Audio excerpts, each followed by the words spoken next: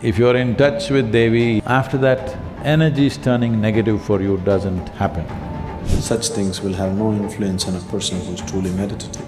The more mentally, emotionally distracted and unfocused you are, the more you're susceptible to these forces.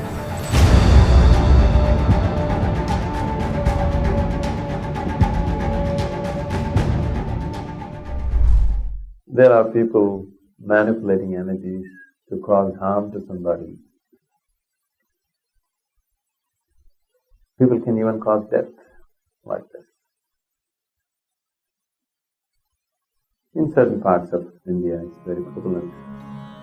One Veda among the 4 Vedas, the Atharvana Veda, is dedicated to this, as to how to manipulate energy for your well-being in somebody's system.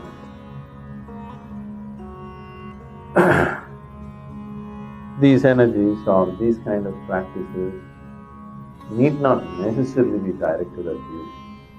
Right now, if somebody is doing something negative to me, if I am not receptive to it, you are sitting here, you may get it. It's very much possible. It's like somebody is shooting at each other on the street, you are just walking on the street and you may get shot. So, certain practices, if you bring in certain practices or certain utterances into day-to-day life, one can easily tide over these things.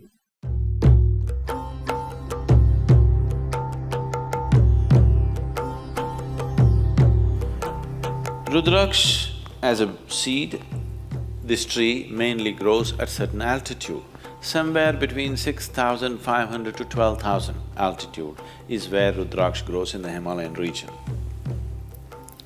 And it has very unique vibrations. So person who is constantly traveling wears a Rudraksh so that he has a cocoon of his own energy, that the outside energies does not disturb him. He has a… we call this a kavacha. You know what's a kavacha? It's more like a cocoon. It's a cocoon of your own energy. Wherever you go, you have your private bedroom going with you. It travels with you wherever you go. For people who are in family and social situations, the best thing to wear is always the fire-faced Rudraksh. It is best that it is given to you by somebody who knows what it is. Simply buying it off the shelf from in some shop and wearing it is not a good thing. Normally, the Rudraksh that you find here is always sourced through… there are families who have been dealing with Rudraksh for thousands of years, the same family. They hold it as a sacred duty, it's not just business for them.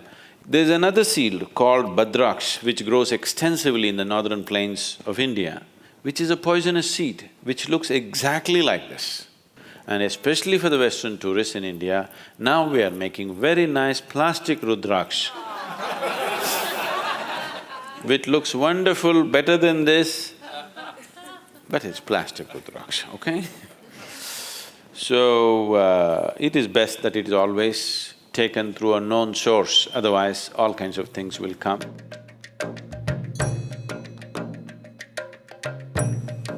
I see today lot of these for lack of vocabulary, I'm saying, this new age type of people, they're all wearing metal rings on their thumb. See, if you put a metal ring on your thumb, you will inevitably draw certain negative forces towards you. It does not mean you will be necessarily possessed, but you will trip and fall for nothing, all kinds of things will happen, everything goes wrong. Simple things. I don't know if you've met people or you have been one of them at some time, where when things start going wrong, they go wrong in a series, serial trippings, not one or two, simply it keeps happening, everything and everything goes wrong from small things to big things, simply because they would have attracted certain dimensions of energy which is not conducive for doing anything in the world, but it could be conducive to do something else. Only those who want to do occult practices would wear a ring on the thumb. But today, either out of ignorance or fashion, once you put metal on the thumb, you're inviting this.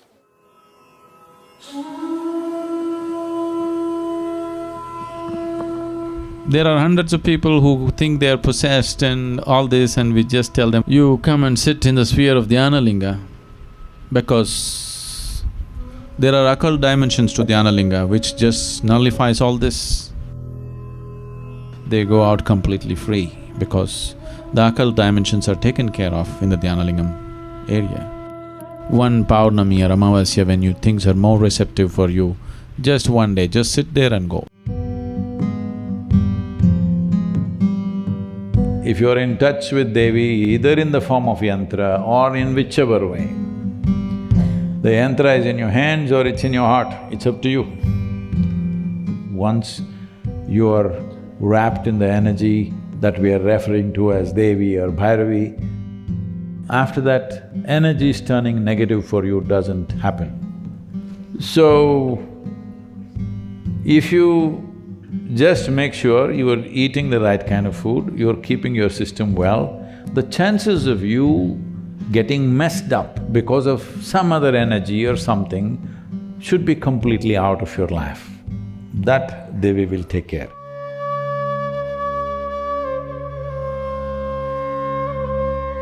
If you're truly meditative, don't even bother about occult. Such things will have no influence on a person who's truly meditative.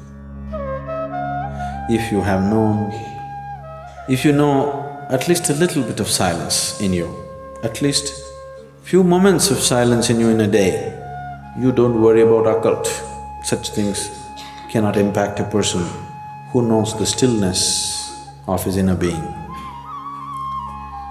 Someone said, man is ill only because he doesn't know how to be still. It's perfectly correct. It's perfectly right. All the illnesses have happened because they don't know how to be still, especially those which affect your mind, especially those which happen because of other influences. These things are possible only because there is no stillness.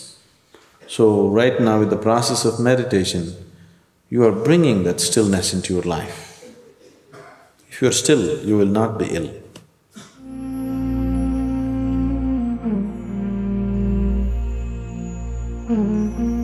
Above all, keeping yourself.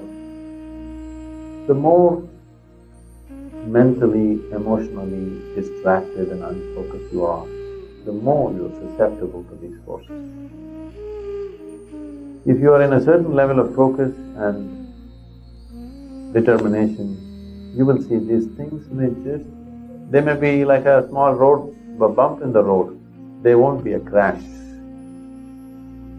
But if you're in a certain level of destabilization in your emotion and mind, it could lead to a crash.